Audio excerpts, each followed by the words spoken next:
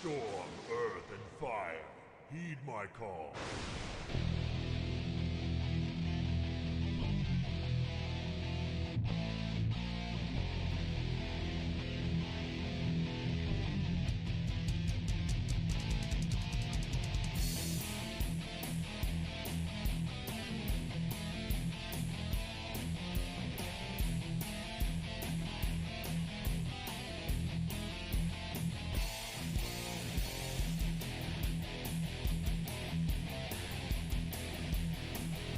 Alright. It's finally here. I've finally reached level 60. On my well, this is one of my 3 Shaman tanks in Season of Mastery. This is the one on the dead server, Shadow Strike. So, I'm here to bring you guys a up-to-date guide for Shaman tanking in Season of Mastery. So, there's some long-time viewers who have been around since like my earlier Shaman tank guides from like TBC, but I don't believe I actually made a guide for classic WoW Shaman tanking. I don't think I was on YouTube around that time, or really active on YouTube, so yeah. Basically, if you tanked in classic WoW as a Shaman, not much has changed besides like your stat weighting. Like stamina is just king. You want to stack the hell out of that shit. Like, I'm pretty beefy as it is. I just dinged 60 like an hour ago, and I have like 4 point. Well, let's get on my stamina deck. I got like almost 4.5k HP, and most other level 60s that are like DPS, they got like 2k HP or something, 2.5k, something like that. So I'm pretty goddamn fucking tanky as it is. But yeah, you're not really going after defense cap because it's impossible to reach in classic WoW, and we don't got resilience gear yet, not till TBC where we can get crit immune. So the way around that is play a Tauren and stack stamina, then you just eat crits for breakfast. Like if your HP is too high, the crits can't one shot you, right? So there's that. I should probably get down to the baseline of like the talents and whatnot. So looking at my talents, this is basically what you want to get.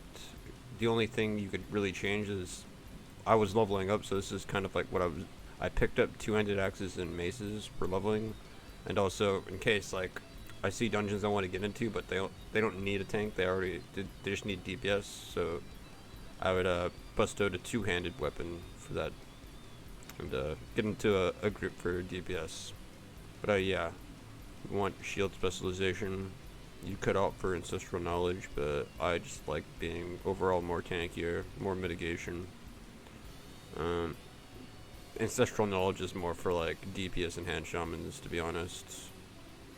Thundering strikes as you do, because we want to get that flurry. That's the only reason we really put points in here. You can skip 2-handed axes and maces. Like, if you're already level 60, you don't need this, really. I mean, unless you want a DPS every now and then and tank. I was doing that in Classic WoW. Of course, anticipation for 5% dodge. It's like my highest mitigation, whatnot, defensive skill. Well, yeah. Toughness, as much as you'd think it's a really good talent, it's not that good. It's only the armor value of, like, from your items, so it doesn't include enchants or the armor that you would get from agility. So this is like one of the talents I got later on. Like once I got down to elemental focus when I was like level 50 or something like that, then that's when I started to put points. I came back into enhancement and put my points into toughness. We want to get parry because more mitigation. Add all this shit up, we got like over 20% mitigation in terms of helping us live. You want to get elemental weapons for more threat on your rockbiter weapon. Storm strike you don't need this really. It's just like something that I've always had, but you could go further into elemental and grab elemental fury if you opt to not go for storm strike. And yeah, you want weapon mastery for 10% more damage, so you do more threat.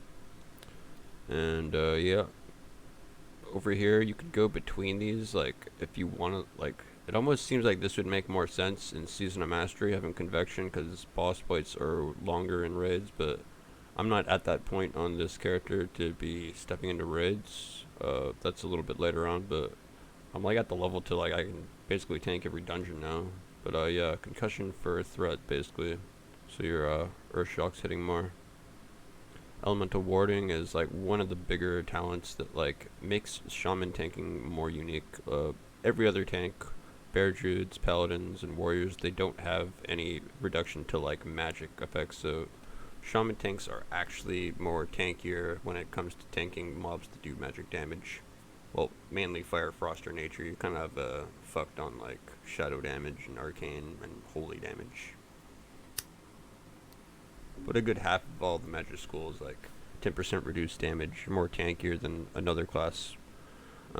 Earth's Grasp, this is like a talent that actually is really underestimated. Like I didn't take this talent in Classic WoW, just because like I hardly get any use out of it, but for Season of Mastery, like, and just having more knowledge of the class, and it's like Stoneclaw is one of your really best totems for tanking, basically, because when you pull an AoE mob or whatnot in a dungeon, you drop that first, then the mobs won't go straight for your healer that's healing you, or the DPS. They'll hit the totem first, and that'll allow you enough time to like get some spread your earth shocks around, and also, you know, hit people with your melee with Rockbiter on. And Rockbiter increases all your damage, well, the threat modifier by ×2. So say I stab someone for like 100 or 300 with my dagger, and it like crits, that's gonna do 600 threat.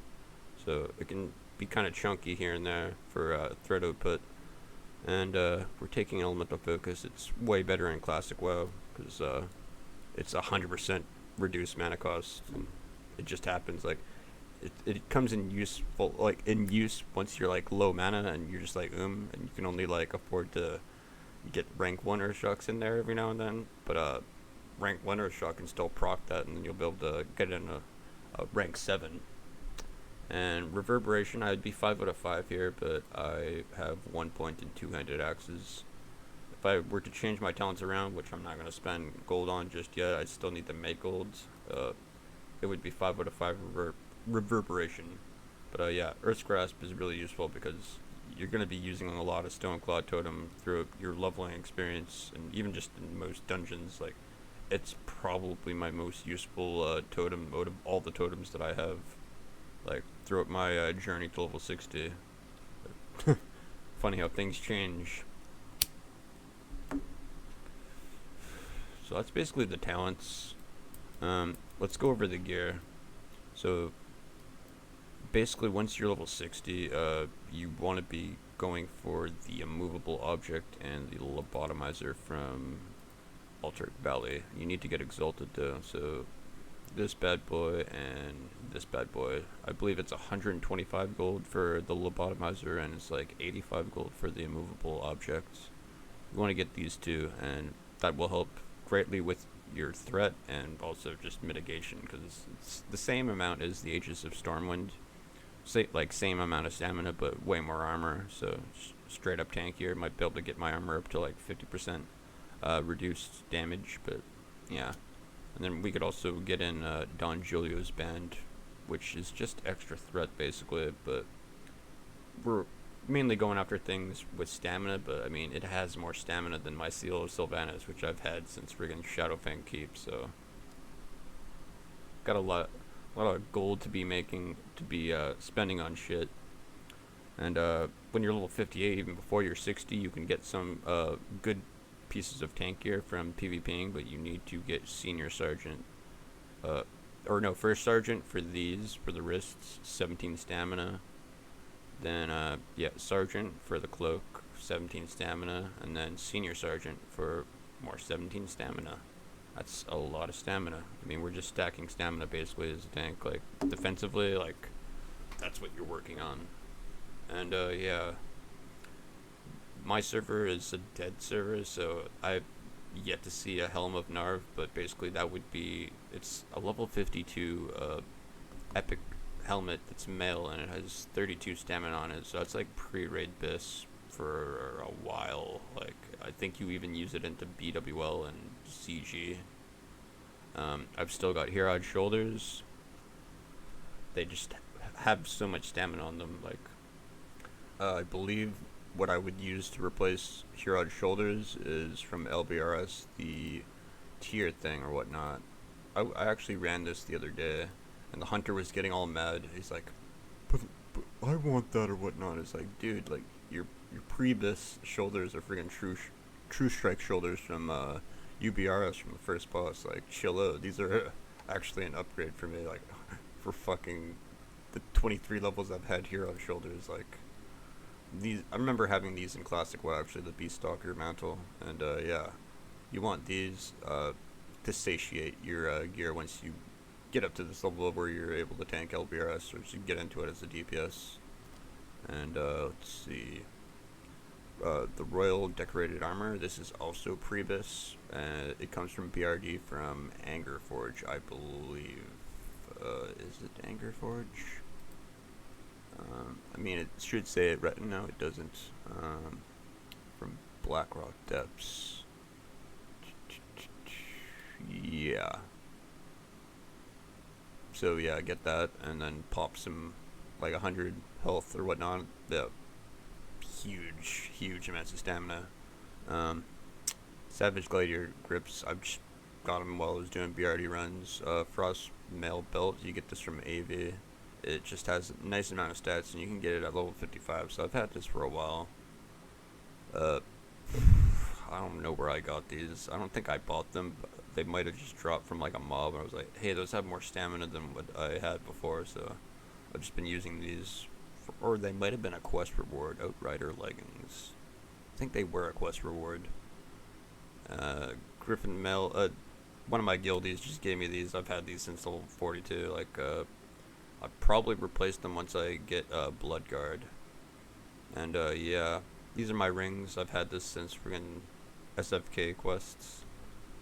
This is from Sunken Temple, the last boss. I happen to be lucky, and it procced for agility and stamina. Mark of the Chosen is another good tanking trinket that you can get pretty early on. I had this for like a good amount of time, like level 48 or 49, I believe.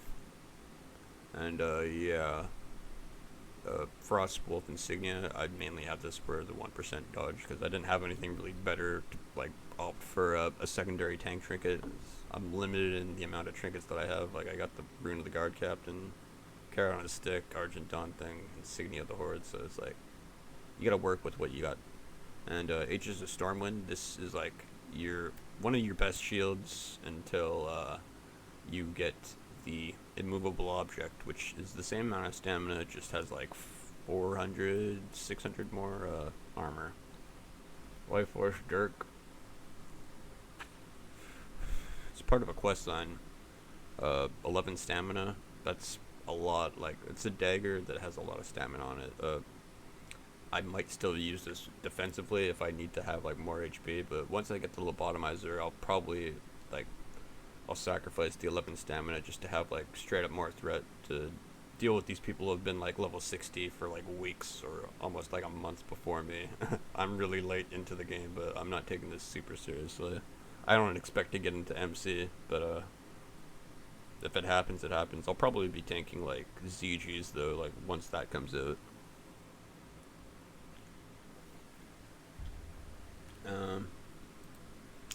That's my gear, and what gear I want to aim for. Oh yeah, so mainly we're getting a lot of our gear through just PvPing, basically. Like I said, you get your weapon and shield from just AV rep, and then the class armor sets are actually, like, fucking pog. This will probably be my replacement once I get champion, which is rank 10. It's even, yeah, these are better, so I'll probably have every single one of these pieces equipped. No, not the Hauberk, actually. That's less stamina. Yeah, I'll I'll be getting these ones, the boots and gloves next week once I get Blood Guard. Unless I do enough PvP to get Legionnaire, then I could get the pants too. Don't mind the spell damage and spell crit shit, like, that basically will help regardless, either way. We're mainly looking at the gear for its stamina. I'm gonna try and go for Warlord, because, in Season of Mastery, basically the Warlord helmet and the shoulders are best in slot for the entire game, basically, for Shaman tanking. So, yeah, there's that. And then, of course, all this other gear is just, like, best in slot for the first couple, like, even in BWL, I think this is best in slot, most of these pieces here. So, I'm probably going to be aiming for, rank 13. It's going to be a while, but, yeah, this is, like, best in slot tanking gear, basically, is PvP gear, surprisingly, just like in TBC and in Wrath. So, yeah.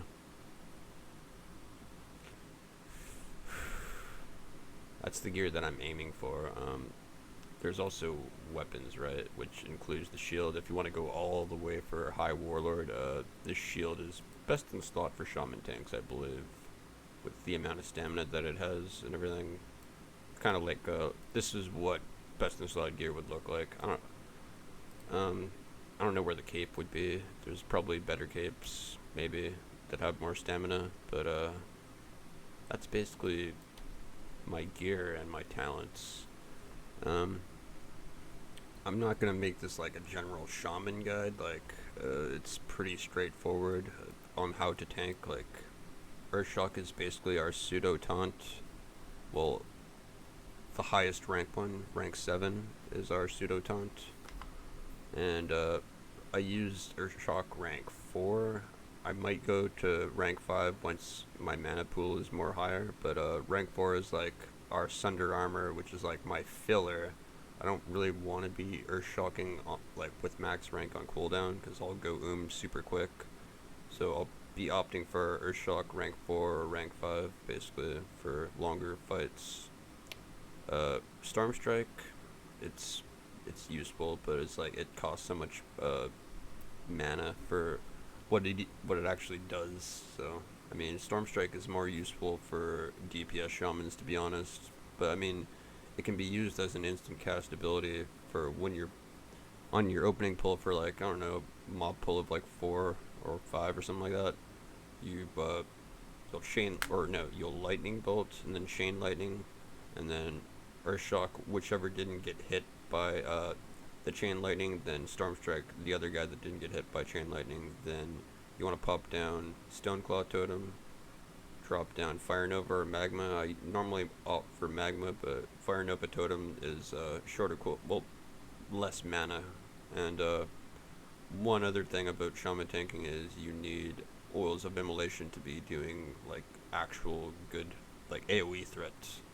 And it's kind of awkward for my server because hardly, whenever I look on the auction host, there's like hardly ever any Oils of Immolation, so it's like I'm probably going to have to invest in leveling up Herblore and ditch leatherworking. Like, I haven't even done really anything since like my level 30s or 40s, so I've just, leatherworking has just been a waste of a spot, so I might end up picking up Herbloring so I can like have the mats to like look for an alchemist to make the Oils of Immolation for me. And yeah, combine the Oil of Immolation with like Magma Totem, you're gonna be like top AoE DPS basically, and you'll have threat on everything, but you're gonna need a good healer that can keep you up. Healer tiers is our best in slot healer for 5-man dungeons is Priest, then Druid, and Resto Shaman is the worst to be healing a Shaman tank, based on my experience. And yeah,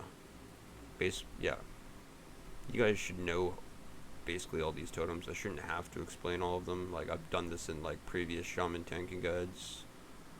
Weapon imbues, like Wind Fury is for TBC, Rockbiter all the time for classic WoW Shaman tanking. Anything else notable? Like, you should probably be definitely getting Consumables, get your major healing potions, get your mana potions, Oils of Immolation, get Scrolls of Stamina, Get your Rumsey rum black labels. The other things that give stamina. Just stack them all up basically.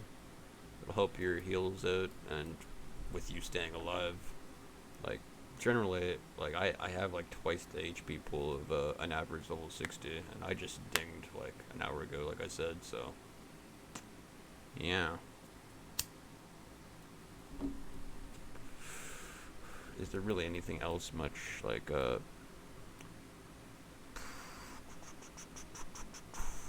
I think that's everything that I need to cover for Shaman Tank, actually, for Season of Mastery. I mean, yeah, you guys know all the totems and shit. Like, I think I went over, like, all the things that I haven't went over in previous guides. Like, the Stoneclaw totem it's fucking MVP totem. Yeah, pick, Tauren. I used to play Troll Shaman Tank, but, Tauren is just BIS, because it's more HP, right? And they only just get better and better the more HP you get, because it's like scaled by 10%, so that's really good for a racial. And War Stomp AoE stun. Oh my god, this has like been so useful my entire playthrough of this character. It's probably still gonna be useful into raiding and shit. Like, use it as an interrupt, use it to like get a quick breather on a bunch of mobs. Maybe that'll be enough time for a healer to like save your ass or some shit. But yeah, like it's good for shutting down casters, like Earth Shock one cast, grounding the next, War Stomp the next cast, so it's pretty good. Also, it's useful for PvP. Like, you're going to be doing a lot of PvPing as a Shaman Tank to go for your best in slot tanking gear, so you'll probably pick up some awesome combo wombos. Like, I'm able to, I was dueling people like as a level 57, 58, and I'm beating the fuck out of level 60s already. Like, I don't think they got a chance against me now that I'm also level 60. But that's mainly, I bully rogues, warriors, and like feral druids. Like hunters, mages, and warlocks, and to an extent priests, I guess, all have a good chance of beating me. But mainly versing other melee, you just have a huge advantage because you have a bigger health pool than them and a shield and shit, you know. Kind of annoying to fight against, but it's nice to play as for PvP. And yeah, I wouldn't expect to see any videos from me tanking, main tanking MC. Like, I'm in a pretty dead-ass small server. It's like, I don't know if people would even want me in the raid, but I'm pretty positive I can form my own groups once ZG comes out, and I'll be doing GDKP runs for that. But probably going to be looking forward to tanking some UBRS, or at least off-tanking. Other tanks are probably more geared than me, more threat. But yeah, that is my Shaman Tank guide, I guess. Pretty straightforward. I mean, it's classic WoW. It should be straightforward, right? So I will leave you guys at that. 22 minutes. It's like same length as my other Shaman Tank guides. Alright, catch you guys later. Love, peace, and chicken grease.